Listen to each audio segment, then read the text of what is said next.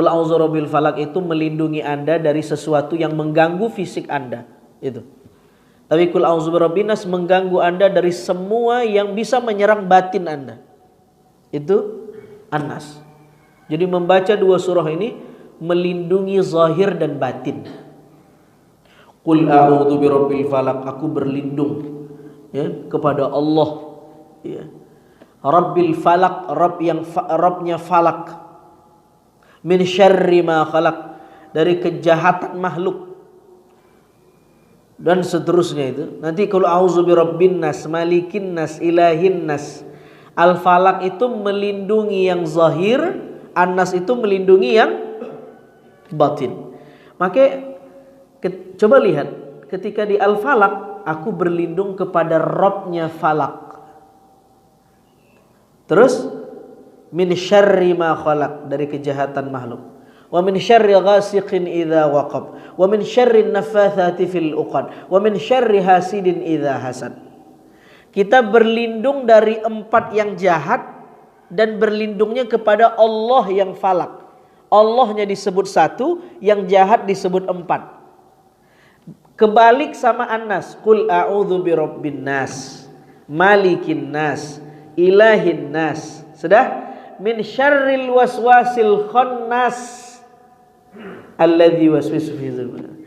Kita berlindung kepada Allah dengan sifatnya 3. Qul a'udzu birabbin nas, malikin nas, ilahin nas.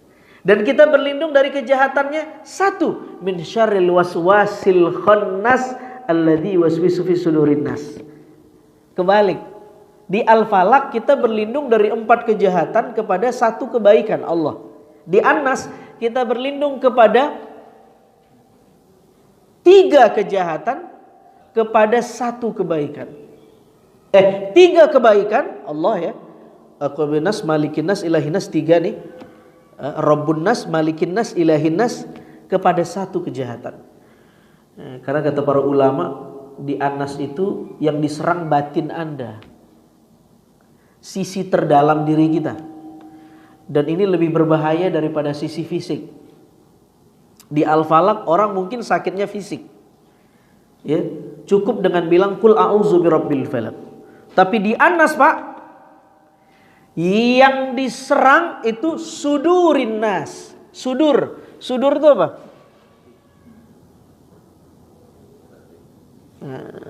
Hati. Yang pengen diserang hati. Makanya kita berlindungnya banyak.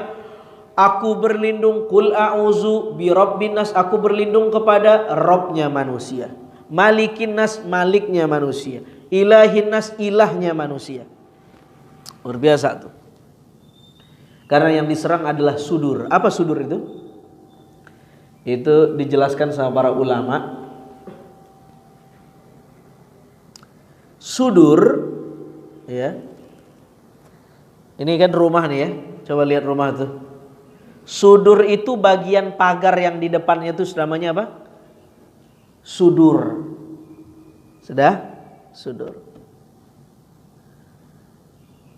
Nanti di pintunya namanya qalb. Apa namanya? Qalbun. Sebenarnya setan pengen nyesatin qalbnya kita, tapi terlalu jauh. Dia nggak bisa masuk. Yang dia sesatin sodor manusia. Diibaratkan ibarat anjing yang menggonggong di depan pagar.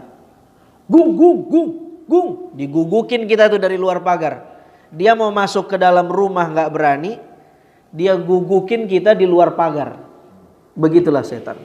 Pertanyaannya, kenapa setan menggonggong di sodor kita? Karena di rumah kita banyak bangkainya, banyak tulangnya, banyak makanan dia. Anjingnya seneng gak kira-kira? Seneng, digonggongin sama dia. Jadi banyak penyakit hatinya kata Al-Ghazali. Jadi sodor itu apa? Bagian apa? Pagar. Masuk ke dalam. Nih, qul a'udzu birabbin nas, malikin nas, ilahin nas, min syarril waswas. Was-was itu maknanya sautul khafi, Sautul khafi itu adalah rayuan yang lembut, whisper. Ya kan disebut whispering. Rayuan yang lembut. Nah, lembut dia rayu. Lembut dia rayu. Mau sedekah janganlah. Masih ada orang. Nanti kalau kamu sedekah kamu nggak ikhlas. Itu setan tuh. Lama-lama dia nggak sedekah. Ya.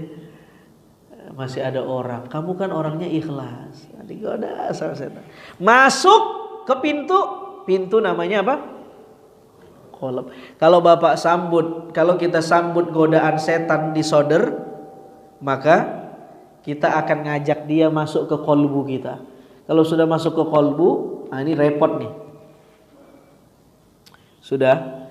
Yang lebih gawat lagi, kalau setan masuk ke fuad. Fuad itu sesuatu yang lebih dalam dari organ kolbu kita. Tidak hanya kita bawa di pintu depan, tapi pintu kamar kita. Itu sudah bagian inti itu. Ya. Jadi ada 4 tahap tuh. Yang pertama pagar, yang kedua pintu, yang ketiga ruang tamu, yang keempat kamar. Dari hal yang paling luar sampai hal yang paling privasi. Makin lama makin dalam. Ya.